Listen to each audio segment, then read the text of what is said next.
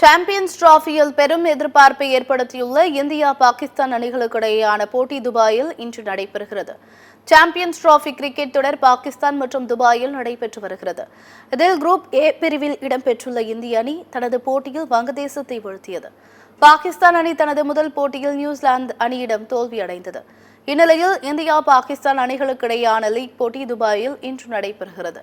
இந்த போட்டி இன்று மதியம் 2:30 மணிக்கு தொடங்குகிறது. இந்திய அணி இன்றைய போட்டியில் வெற்றி பெற்று அரையிறுதி வாய்ப்பை உறுதி செய்யும் முனைப்பில் உள்ளது. அதே சமயம் பாகிஸ்தான் அரையிறுதி வாய்ப்பை தக்க வைக்க இன்றைய போட்டியில் வெற்றி பெற வேண்டிய கட்டாயத்தில் உள்ளது. இதனால் பெரும் எதிர்பார்ப்பை ஏற்படுத்தியுள்ள இந்த போட்டியில் பரபரப்புக்கு பஞ்சம் இருக்காது என எதிர்பார்க்கப்படுகிறது.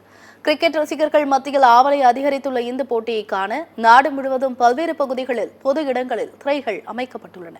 அதன்படி சென்னை மெரினா மற்றும் பெசன்ட் நகர் கடற்கரைகளில் தமிழ்நாடு விளையாட்டு மேம்பாட்டு ஆணையம் இந்தியா பாகிஸ்தான் இடையேயான சாம்பியன்ஸ் டிராபி கிரிக்கெட் போட்டி திரையிடப்பட உள்ளதாக தெரிவிக்கப்பட்டுள்ளது.